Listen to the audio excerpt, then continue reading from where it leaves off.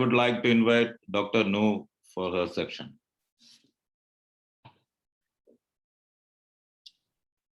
Thank you very much. Assalamualaikum warahmatullahi wabarakatuh. Very good morning for everyone in Kuwait. It's 1 o'clock actually in Malaysia. So I believe the blessings of today's New Year has given you the best of things, as I was told that it's raining in Kuwait. Again, I guess that is a very good sign of a blessing. All right. Today's sessions, I think, gives you a little bit more heavy discussion because we're talking about human capital. I think all of us under the category of human, we always find that in terms of we doing a lot of work and we are doing a lot of strategic thinking, but human has always been the last in the list when it comes to incentives, because we will give incentive to robots or probably to machines for performance. So here I would like to share a little bit of my experience as a trainer, as a recruiter, and also as a, what I call consultant towards a lot of issues respect towards human. Allow me to share my slides in terms of how I believe this could be one of the solutions that probably Kuwait is facing. So I hope you can see my slides, right? Yes. All right. Okay. So my topic for today is called Productivity Link Wage Program. Now, in every aspect of our company's performance, we always look at productivity as a very important subject, especially when it talks about people wants to sustain in a longer manner and they want to make a lot of profit. In the meantime, we want to be prosper. So prosperity has always been the mind of a lot of the human resource people, right? Now, allow me to share what I believe could be a solution, all right, to some of the problems which the people are facing. So one of the things which I would like to do is, under my today's representation, I'm one of the founder of Sustainable Business Network Association Malaysia. In short, it's called SUSNET. What we believe is that when companies or SMEs or corporates or organizations or NGOs, everybody have the same problem with respect to its managing human, because at the end of the day, the human behavior is not something static. It is not something that you can really count on a standardized model. It is all customized. So in terms of how we build productivity towards having human as the most important asset of the entity, it is very important for us to look at human as how we behave and how we can address some of the issues that we are talking today. All right. So I would like to thank Mr. Shamil for inviting me for the second time for this AIHR. I would say this is one of the most important event of the year, beginning especially for 2022, when all of us have just come out from our COVID era. So we are now in the post-COVID era. So what do we do now with the human capital when we have a lot of issues at hand, when we want to enhance our productivity in the manner that we want to play catch up based on all the lost times and all the loss of productivity in the past. So here, for those who probably would like to know what is my background, so I am a certified trainer. I am a certified green project manager. I'm a certified consultant and SSO. I'm also one of the people that lead sustainability respect to its competencies, okay, respect to its certification, and also respect to its capital human talent, right?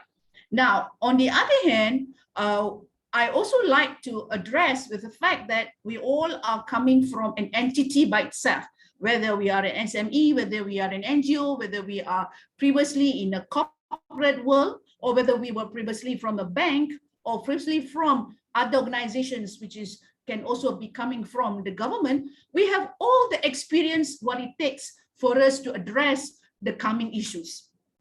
But a lot of the time, a lot of the strategy doesn't work because there's a lot of changes that's happening in the environment. There's a lot of changes that happening in the policies, whether it's the economic development or whether it's the structure of the company's economic indicators.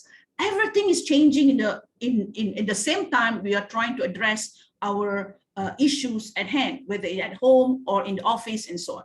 So there's a lot of robustness with respect to how you customize your policies. So here, we want to make sure that as a human resource, everybody is looking at it from the point of view of recruitment, because we always think that recruitment is the only problem which is causing a lot of the what I call a miscalculation or a lot of the misunderstanding and so on and so on. But after that, there's a lot of other things that need to be done, because productivity wise, it's not about coming from the recruitment process. It's coming from the people that has been part of your company. It's the human resource capital that you have acquired them through a very prestigious and laborious and very technology-based. By the end of the day, but what's the productivity that need to be produced?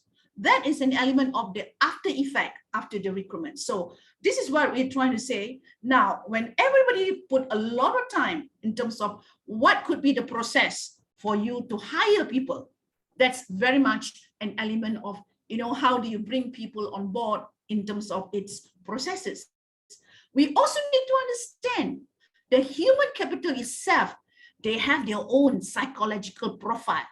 They have their own performance profile.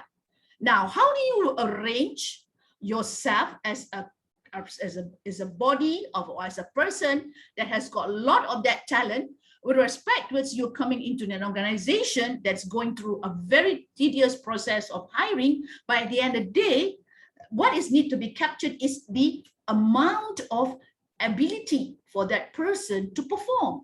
Now, that has got a lot of human talent that need to be captured. Now, that gives you a lot of incentive for you to be driven to be part of that laborious process in the first place, and going into a company where at the end of the day, you want to leave. So that it's not productive at all. Yeah. So that's why we want to make sure that the process of you hiring the person, it got to be also mentioned regarding your productivity link wages right from the beginning when you do your recruitment. Okay, so this is where I'm looking at from the point of view, how do you do that? This is a process again. This is a process on how you look at your company, whether it's small, big, corporate or NGO or government, whatever. You're looking for a point of view that you're going to bring people in. So that's why you need to then understand, how do you blend the people into your policy, into your system, into your process, into the manner where you're going to measure in terms of how you perform. So all this comes with another process of after the hiring, right? So this is where once you have that process being placed on how you look at your company in terms of how you will do this productivity linked wage system, you need to then understand what are the core values of the company. Is the company involved in manufacturing? Is the company involved in services? Is the company involved in giving a lot of impact towards the system that the government has imposed, the policies and so on? So all that is bounded with the company's background, its vision, its objectives and so on. But when you want to hire, is you're hiring people. The human resource is the one that is the most capable to handle the values of your companies. But more and more, you see a lot of the values of the human capital are not measured. There's always a wrong measurement in terms of what it takes for you to measure human capital, right? Now, in any aspect of performance space, people look at it from a point of view, how do you look at your company's profile through the SWOT analysis? I think all of you have done this exercise before, just as an example. So when you look at your current company profile right now, a lot of the time you will see that your sales margin has gone down. You are probably, you need to revive and you need to restart all over again, reboost. You need to then look at your pricing strategy and so many other things. And you look at the brain drain, because the fact that, people are leaving and you are now new hiring, it's a lot of the combination of all the issues under your SWOT analysis that you currently need to review from time to time, because this is an element of the performance that you need to track. But if you look at some of the exercises that people do, it is not static. It's a robust, because day by day, the SWOT analysis change because of competition, because of economic development, because of the competitors and the new clients and so on, right?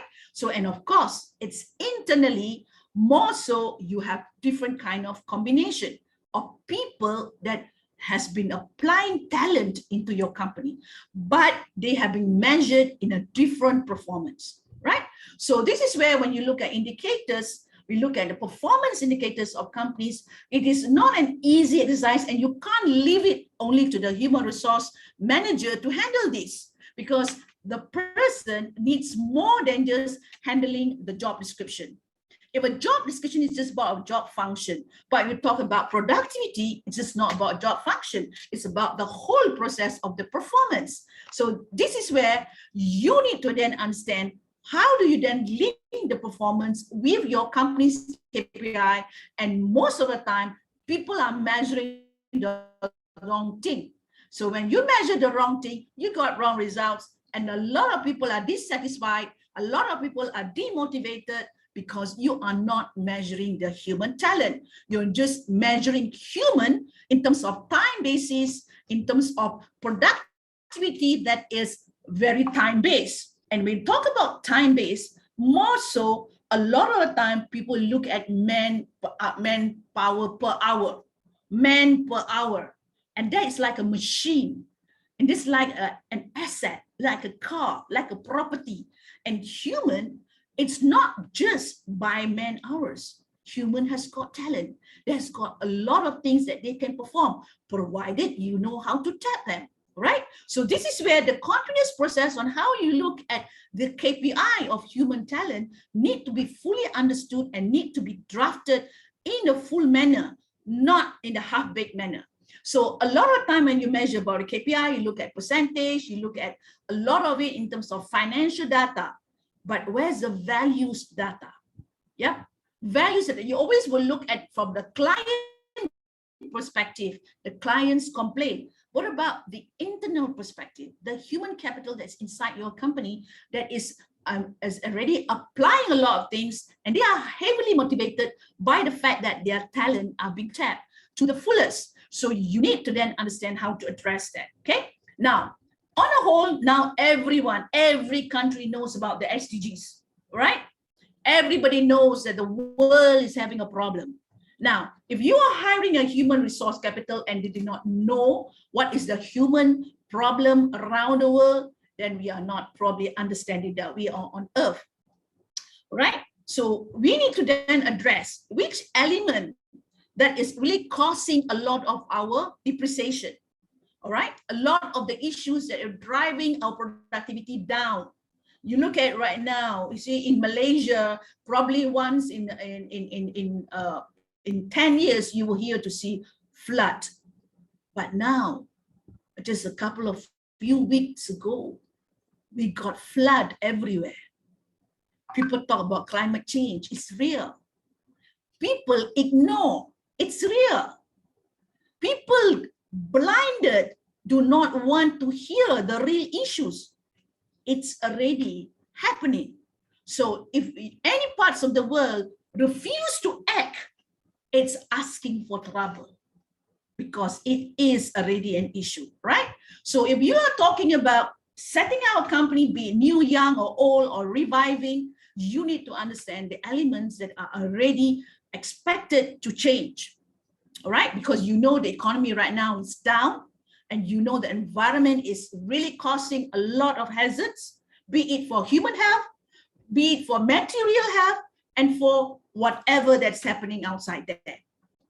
Don't talk about social. Social is all already being a problem, but no one knows how to address it, because it is something people don't measure, because people want to measure material, because it's much more easy to handle.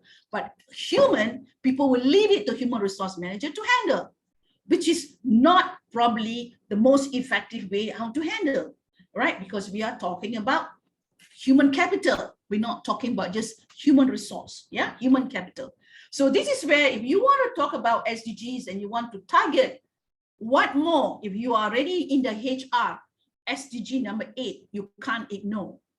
SDG number 10, you can't ignore. SDG number 11, you can't ignore. They are highly, highly interrelated. Now, with the fact that we are in COVID right now, health has always been the recent threats.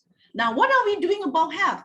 If we do not take care about health, there's no productivity at all. So when you talk about productivity and you want to talk about performance, it has to tie with health, not just with the good jobs, not just with the hiring. So this is where, in terms of how we want to develop the productivity linked wage system, all these SDGs has got to come in place and to be designed, and your policy for hiring, okay? So this way, as a project manager, be it whether you are a CEO, whether you're a general manager, business owner, name it, if you're a stakeholders, you as a project manager, you know, you got to take care of almost every human that you are in contact with in terms of business perspective. Everybody that you're in contact with, you got to have a relationship, you got to understand the relationship version and what is the performance with each and every one of them and how you leverage on them. So leveraging is something that a lot of people do not know in terms of how it can be calculated under shared prosperity. All right, so these are some of the things which a lot of the time people will say, yes, we understood the issue, so how do we do it? Now, this is the how part. Many people know what, okay, when, everything about the W's, but we're talking about the H. This is the how. This is where I'm going to give you some elemental tips. How are you going to address that? Okay, now these are the methodology which we believe every human are trying to resolve. Now, what is the skill that is needed when you resolve an issue? It's not the qualification alone. It's not your skill alone. It's the aspect of you looking at the ecosystem in the manner you look it in an integrated way. All right, the integration has got to come under the management of people that you manage, be it managing the product, the process, the community, the planet, and the prosperity, the economy. So this is a 5P model that we always look at when you want to look at the component of project management. All right, so each and every one of you are touched by it. It's a matter of degree, how big, how small, or to what extent you are being touched by it. But if your soul, if your purpose has got nothing to do with it, then you are just one person who's naive regarding what's happening. Right, so as a human resource manager or as a CEO, you got to link all this P5 framework to your policies of your company because it is linked towards productivity. Okay, so now each and every one of you know that ESG is coming. Now, if anybody knows about ESG, it's environmental, social governance. It is already coming to block you from entering to any business if you do not practice ESG. So this is real. Now, many people say, no, it's not coming to me, probably in another 10 years' time. It's never too late for you to change now, because by the time in 10 years' time, everybody else has already left you. You are already far behind. So when you are already far behind, you can't catch up. That's why it is easier to be on the early mover advantage as compared to be a laggard where you want to delay things and procrastinate. Okay, so now under the P5, I have blocked it into the first block, which is product process, is the top block. A lot of people will always look at productivity as product process profit. And this is where they ignore the human capital, they ignore the issue of environment. But because it's already a driving factor for ESG, people need to incorporate under the P5, and the ESG is going to come in to support you. And this is where your human capital, talent, your ability to review your performance is respect towards your ESG. Now, There's another, the third block, which is the blue color box, which is called the prosperity. Now, prosperity is element of all the returns that you can get when you do your strategy. Now, under the project management, if you leverage a lot of people with your network, with the suppliers, with the communities, you're going to get a lot of return because the shared prosperity will come in to your blessings. So this is where when you do your P5, you can do your productivity link wage system or program under your KPI, where you already have your performance management indicated to each and every one of the P5. It's easy as ABC. But of course, if you do not know how to do it, it's a matter of you getting trained. If not, you will not know how to do it. Now, once you have that shared prosperity element, you can then see whether you turn left, you turn right, you turn up, down, you would get to see the motivation element of things to be done. That's where we can have work together as a team to help solve the planet issues. And this is where, when you look at resource management is just about material.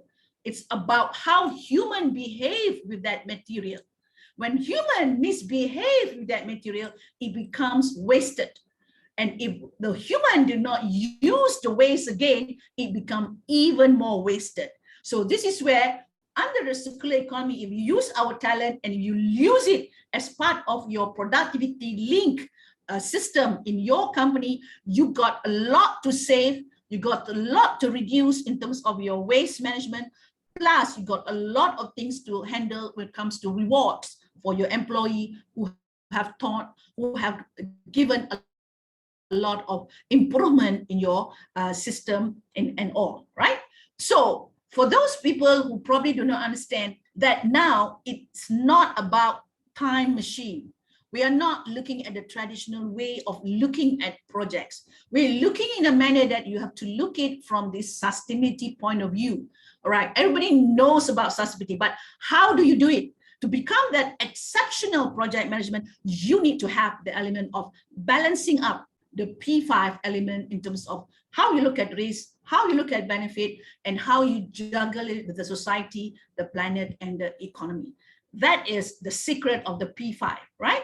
Now, for those who are already having a lot of international network and they are already in compliance towards how the world is going to perform, other than COVID, the next challenge is ESG.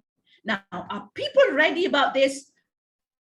I am sure a lot of people will say, no, we are not ready. So that doesn't mean you cannot prepare yourself. Under the P5, this is where we will align our P5 with the United Nations Global Compact principles and the GRI G4 principles, where we can then review your reporting in terms of how you look at your performance in terms of the P5, and then you look at your ability to perform with your human capital in a much more bigger manner. Okay, so as a tip, how do you do your productivity link? This is where you use the element of the P5, you identify the risk, you look at the SWOT analysis, you look at the benefits, you look at how you want to reward the people who are going to be part of your company in terms of incentive, bonus, and recognition, that you work together with the community and the planet. That's an integration, a recipe by itself, right? So, and then you then start to see the leadership skill. You start to see the communication skill. You start to see the employees are going to give back more than just the time of them spending their man hours in your place. You start to see your profit because they change their behavior, right? So from there, when you want to embrace the productivity link, you start to plan it. Now that it's in January, you set your marks, and then in February, you improve on it. By the end of this year, by December, you already got it all implemented and you can get the full results in place. All right. So what it takes for you to be part of this PLWS is, of course, you need to know how to do it. That is a training. That is an upskill opportunity for your human resource capital, your CEO, your group managers, your general managers to understand how do you integrate the company KPI with the performance proposal with respect towards the P5. So, ladies and gentlemen, I would love to continue, but I know time is always a factor. I would love to share with you on how to do this program with a 2+1 days online training with us so that we can give a set of completion and also other certificate of susceptibility practice if you were to engage in our 3 months mentoring program and coaching under our productivity link wage program. And this is where my offer to you in Kuwait to ensure that more and more people come on board to use the P5 framework as part of your productivity link, because we got more to share, more to do, and more to improve in terms of how we live in this world and be part of the community, be it anywhere around the world. So this is my last slides. I would like to thank everyone for all of you. In Malaysia, the word thank you is terima kasih. And I hope we all can help do our little bit of how we want to make human resource as the most important asset in the company and be engaged with a program that can incentivize the human capital, whether it's within the company or outside the company, so that you can give the best of the human potential to all the other people around the world. Thank you very much. Over to you, Shamil.